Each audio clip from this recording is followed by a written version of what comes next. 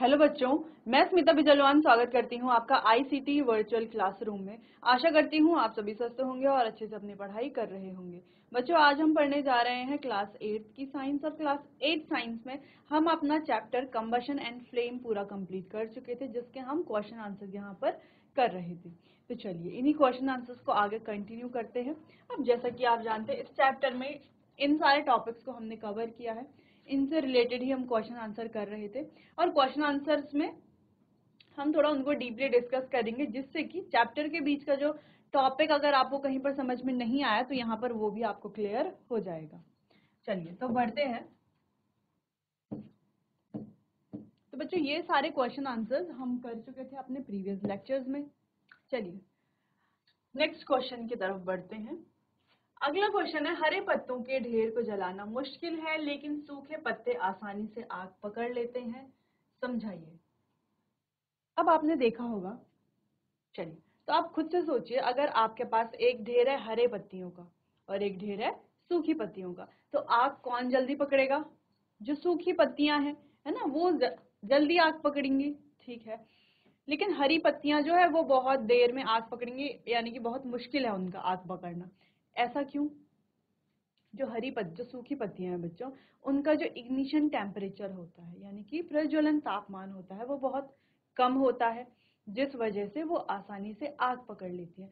लेकिन जो हरी पत्तियां होती हैं, अब जैसे हरी पत्ती है तो आपने बायोलॉजी में या साइंस में आपने और चैप्टर्स जो पढ़े हैं, वहां पर आपने पढ़ा होगा कि उसमें क्या होता है, थोड़ा सा वाटर कंटेंट भी होता है, यानी कि थोड़ा बहुत क्या होता है, पानी होता है, या मॉइस्चर हम कह सकते हैं, नमी होती है, ठीक है। अब नमी है, आग जलाने की कोशिश करेंगे तो एकदम से थोड़ी ना जलेगी। जब पूरी नमी हट जाएगी वहां से, तब वो पत्ती सूखेगी, तब जा करके वो आग पकड़ सकती है, ठीक है। तभी भी ऐसा नहीं कि वो बहुत जल्दी आग पकड़ेगी, नहीं, वो बहुत ज्यादा धुआं वहां पर प्रोड्यूस होगा, ठीक। चलिए तो यहाँ पर रीड करते हैं इस क्वेश्चन को कि हरी पत्तियों के ढेर को जलाना मुश्किल होता है, बिल्कुल मुश्किल होता है, लेकिन पत्तियां आसानी से आग पकड़ लेती है सूखी वाली, क्योंकि दहन ऊष्मा की उपस्थिति में होता है। देखो, दहन किसकी उपस्थिति में होता है? ऊष्मा की उपस्थिति में होता है, ये बात हम जानते हैं। वह न्यूनतम तापमान जिस पर कोई पदार्थ आग पकड़ता है, जिसे ज्वलन ताप कहते हैं। तो हरी पत्तियों में सूखी पत्तियों की तुलना में नमी अधिक होती है, इसीलिए सूखी पत्तियों की तुलना में हरी पत्तियों का ज्वलन ताप कम होता है, ठीक है। तो हरी पत्तियों को ज्वलन ताप तक पहुंचने में अधिक समय लगता है, जिस वजह से वो आसानी से आग नहीं पकड़ पाती, ठीक है। तो देखो, आप इस तरीके से इसको समझ सकते हो कि ये हमारे पास है सूखी पत्तियां, सूखी पत्तियां, ठीक। नेक्स्ट बात करते हैं हरी पत्तियां।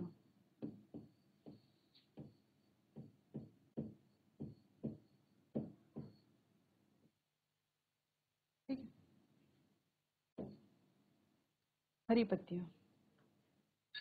अब यहाँ पर देखो कि जो सूखी पत्तियां हैं वो जल्दी आग पकड़ती हैं, क्यों? क्योंकि इनका जो इग्निशन टेम्परेचर है, यानी कि ज्वलन ताप है, वो क्या है? कम है, ठीक है। और यहाँ पर जो ज्वलन ताप है वो क्या है? ज्यादा है। दूसरी चीज, इन पर किसी भी प्रकार की कोई नमी नहीं होती, जबकि यहाँ पर बच्चों नमी होती है, ठीक है। तो मेन बात है ज्वलन ताप की। सूखी पत्तियों का जो ज्वलन ताप है वो बहुत ज्यादा कम होता है, यानी कि इग्निशन टेम्परेचर जो है वो बहुत ज्यादा कम होता है, इस वजह से इन पर आग जो है जल्दी लग जाती है। जबकि हरी पत्तियों का ज्वलन ताप ज्यादा होता है, जिस वजह से इन पर जो है आग आसानी से नहीं लगती। और ये जो हरी पत्तियां हैं बच्चों, इनमें नमी भी होती है, मॉइस्चर भी होता है, इस वजह से यहाँ पर आग नहीं पकड़ती और बहुत अधिक समय भी लगता है। अब ज्वलन ताप की बात करते हैं, तो ज्वलन ताप क्या है बच्चों? वो न्यूनतम तापमान, यानी कि वो मिनिमम टेम्परेचर जिस पर कोई भी ज्वलनशील पदार्थ आग पकड़ता है, ठीक है। जिस पर कोई भी पदार्थ आग पकड़ता है, वो पदार्थ जो हम ज्वलनशील या दहनशील पदार्थ कह सकते हैं, फ्यूल जिसे हम कहते हैं, ठीक।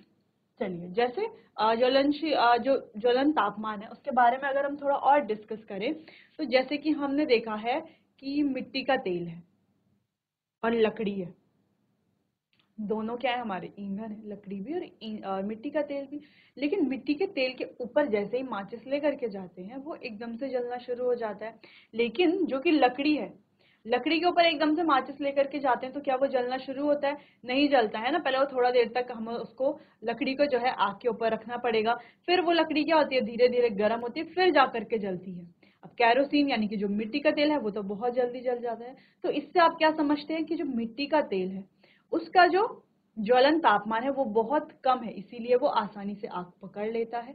जबकि लकड़ी जो है उसका ज्वलन ताप ज्यादा है, कैरोसिन के कंपैरिजन में तो ज्यादा ही है काफी, तो वो जो है आसानी से आग नहीं पकड़ती, उसे आग पकड़ने में समय लगता है। तो वो आग कैसे पकड़ेगी? पहले वो अपने इग्निशन टेम्परेचर तक पहुंचेगी, यानी कि अपने ज्वलन ताप तक पहुंचेगी, फिर जाकर के उस पर वो जो है आग पकड़ेगी। तो सेम यहाँ पर भी है, सूखी पत्तियां जल्दी आग पकड़ती क्योंकि इनका ज्वलन ताप कम होता है हरी पत्तियों के कंपैरिजन में। यानी कि हरी पत्तियों से अगर कंपेयर किया जाए, मुकाबला किया जाए, तो जो सूखी पत्तियां हैं उनका प्रज्वलन तापमान बहुत ज्यादा कम होता है।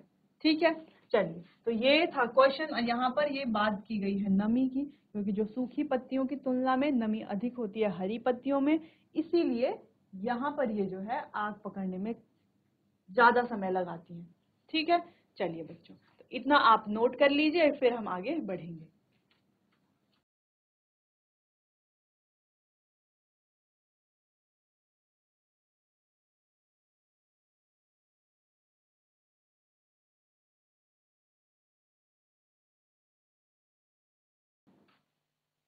चलिए आगे बढ़ते हैं अगले प्रश्न की तरफ।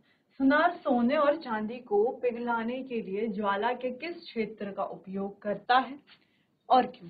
अब सुनार ज्वाला के किस क्षेत्र का उपयोग करता है, ठीक है, सोने को पिघलाने के लिए। अच्छा, जब हम चैप्टर पढ़ रहे थे तो वहां पर हमने ये बात को डिस्कस किया था, अलग से हमने ये टॉपिक पढ़ा था।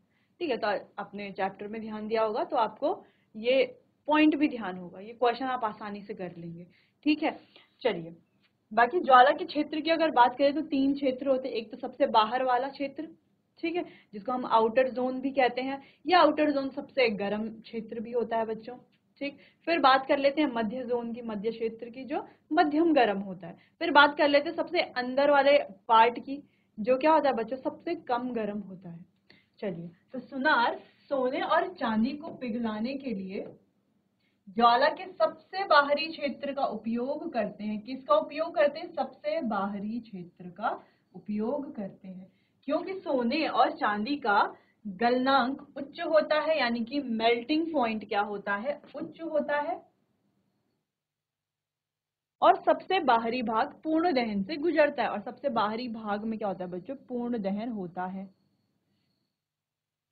और यह ज्वाला का सबसे गर्म भाग होता है, सबसे गर्म भाग भी यही होता है, जो पिघलने के लिए आवश्यक पर्याप्त मात्रा में ऊष्मा प्रदान करता है। तो यहाँ पर पर्याप्त मात्रा में ऊष्मा भी प्रदान ये वाला भाग करता है। तो हमने क्वेश्चन यहाँ पर था कि जो सुनार है वो ज्वाला के किस क्षेत्र का उपयोग करता है। अगर हम ज्वाला की बात करें, ठीक है बच्चों, तो इसके ये 3 क्षेत्र होते हैं। ये होता है सबसे बाहरी क्षेत्र, ये होता है सबसे बाहरी क्षेत्र, ठीक है, ये वाला होता है मध्य क्षेत्र, ठीक है, मध्य क्षेत्र, और ये वाला होता है सबसे inner most, inner most zone. अगर बात करें बाहरी क्षेत्र की बच्चों, तो ये क्या होता है, ये जो बाहरी क्षेत्र है ये होता है सबसे गर्म भाग, सबसे गर्म क्षेत्र, सबसे गर्म क्षेत्र भी ये होता है। अब दूसरी चीज यहाँ पर होता है बच्चों पूर्ण दहन। क्या होता है यहाँ पे? पूर्ण दहन, ठीक है, पूर्ण दहन भी यहाँ पर होता है। अब सबसे गर्म क्षेत्र भी यही है, पूर्ण दहन भी यही, पूर्ण दहन भी यहाँ पर होता है। और यहाँ से क्या मिल जाती है, उतनी ऊष्मा उसे मिल जाती है जिससे कि जो सोना है वो उसको आसानी से पिघला सके। क्योंकि हम जानते हैं जो सोना है बच्चों, उसका जो मेल्टिंग पॉइंट है, गलनांक है, वो काफी उच्च होता है, यानी कि हाई मेल्टिंग पॉइंट उसका होता है। अगर हम मध्य क्षेत्र की बात करें बच्चों, तो ये मॉडरेटली हीट यानी कि मध्य गर्म होता है। ठीक है। दूसरा, यहाँ पर पूर्ण दहन नहीं होता, यहाँ पर होता है आंशिक दहन यानी कि पार्शियल कंबशन। फिर बात करते हैं इनर मोस्ट जोन की, तो ये सबसे कम गर्म वाला क्षेत्र होता है। यहाँ पर अनबर्न्ड वैक्स वेपर्स भी पाए जाते हैं। ठीक है। चलिए, तो आप जो है यहाँ पर बच्चों ज्वाला का जो डायग्राम है उससे भी यहाँ पर इसे आप समझा सकते हैं अच्छे से। चलिए, पहले इतना क्वेश्चन आप नोट कर लीजिए।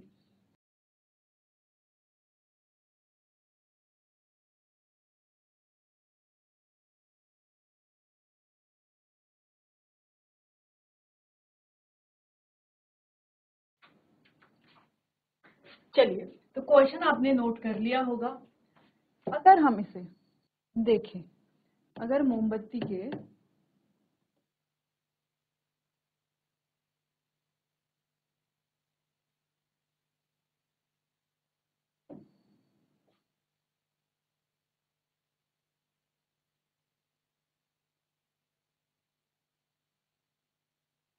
तो बच्चों इस तरीके से हमें मोमबत्ती देखने को मिलती है। ठीक है। चलिए, इस तरीके से कैंडल की ये जो है फ्लेम होती है। इस तरीके से कैंडल की फ्लेम होती है। ठीक है। अब इस तरीके से हमने इस कलर में क्यों बनाई है, कलर में इसीलिए बनाई है ताकि हमें याद रहे। याद क्या रहे कि ये जो ब्लू वाला पार्ट है बच्चों, ये है सबसे बाहरी क्षेत्र।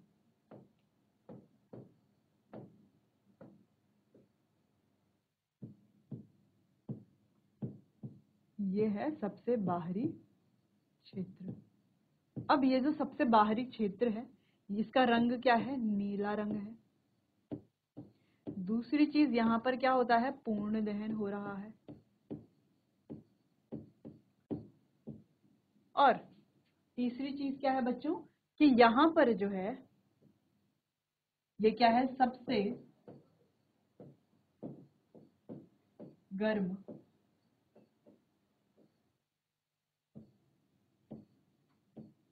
सबसे गर्म भाग है। ठीक है। जिस वजह से इस वाले हिस्से का जो है, ये जो सबसे बाहरी क्षेत्र है, इसको हम आउटर जोन कहते हैं। इसका उपयोग किया जाता है सोने को पिघलाने के लिए। ठीक, क्योंकि सबसे गर्म वाला हिस्सा है। अब सोने का मेल्टिंग पॉइंट ज्यादा है, तो अगर अंदर वाले हिस्से की बात करेंगे तो ये सबसे कम गर्म हिस्सा है, तो इसका उपयोग तो नहीं किया जाएगा। तो सबसे जो बाहरी क्षेत्र है, जो नीले रंग का है, जहां पर पूर्ण दहन होता है, तो ऊष्मा की मात्रा भी ज्यादा है और सबसे गर्म भाग भी है। इस वजह से इस क्षेत्र का उपयोग किया जाता है। अब बात कर लेते हैं बाकी 2 जोन्स के बारे में, हम यहाँ पर पढ़ लेते हैं। ये वाला है हमारा मध्य भाग। ठीक है, मध्य क्षेत्र लिख लेते हैं यहाँ पर। मध्य क्षेत्र, यहाँ पर हो रहा है बच्चों आंशिक दहन।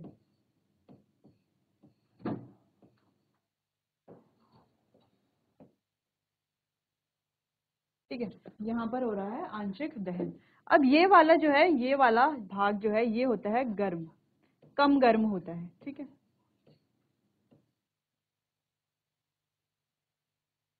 कम गर्म ये होता है। और रंग होता है इसका बच्चों पीला। ये होता है पीला रंग।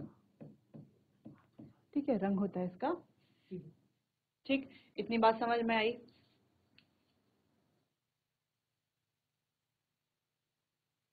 नेक्स्ट, ये वाला, यहाँ पर बात कर लेते हैं। ये है बिना जली मोमबत्ती का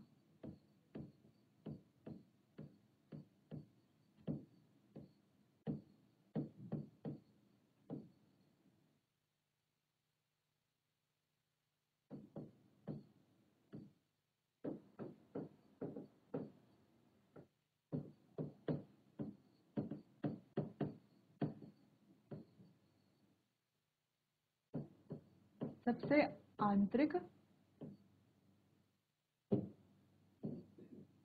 आंतरिक भाग। ये होता है बच्चों सबसे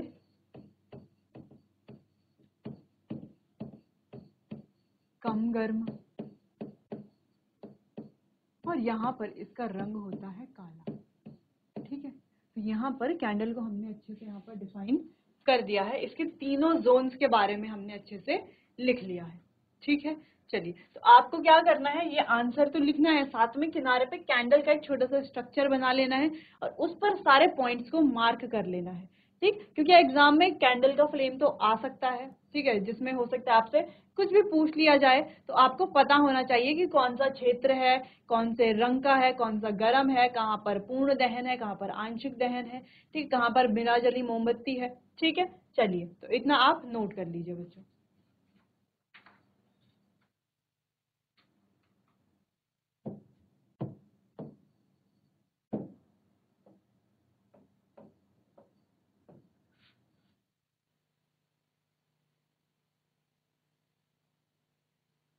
बढ़ते हैं नेक्स्ट क्वेश्चन की तरफ।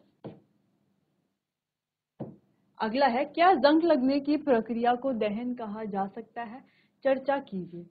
चलिए, तो हम जानते हैं लोहे पर जंग लगता है, तो ये जो जंग लगने की प्रक्रिया है बच्चों, क्या हम इसे दहन कह सकते हैं? क्या यहाँ पर कंबशन हो रहा है क्या किसी प्रकार का? तो दहन तो यहाँ पर हो रहा है या नहीं हो रहा है, चलिए इसे देखते हैं। वह रासायनिक प्रक्रिया जिसमें कोई पदार्थ ऑक्सीजन के साथ क्या हो रहा है, रासायनिक प्रक्रिया है, यानी कि एक प्रकार का केमिकल रिएक्शन है, जहां पर पदार्थ ऑक्सीजन के साथ अभिक्रिया करके ऊष्मा उत्सर्जित करता है, दहन कहलाती है ना। ऑक्सीजन के साथ अभिक्रिया करके, जैसे हमने लकड़ी की बात की, लकड़ी ऑक्सीजन के साथ अभिक्रिया करके जल जाती है, ठीक है, और ऊष्मा बनाती है, इस प्रोसेस को दहन कहा जाता है। लेकिन जब कोई लोहा धातु जल की उपस्थिति में ऑक्सीजन के साथ, ठीक है, धातु की बात हो रही है, कौन सा धातु, लोहे की बात हो रही है, ठीक है, लोहा जो है, लोह जो है पानी और ऑक्सीजन के साथ मिलकर आयरन ऑक्साइड नामक यौगिक बनाता है, एक कंपाउंड बनाता है जिसका नाम है आयरन ऑक्साइड, तो उसे जंग लगना कहते हैं। उसे हम क्या कहते हैं बच्चों, जंग लगना कहते हैं। इसीलिए जंग लगने की प्रक्रिया को दहन कहा जा सकता है, क्योंकि दोनों प्रक्रियाओं में ऊष्मा और प्रकाश उत्पन्न होते हैं। जंग लगने को क्या कहा जा सकता है बच्चों, एक प्रकार का धीमा दहन कहा जा सकता है। क्या कहा जा सकता है, एक प्रकार का धीमा दहन कहा जा सकता है। ठीक, चलिए, पहले आप इतना नोट कर लीजिए बच्चों।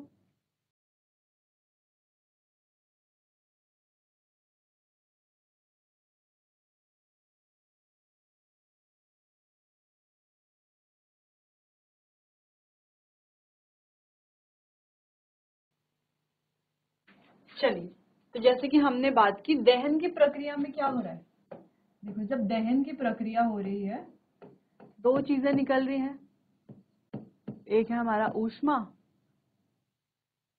और एक है प्रकाश।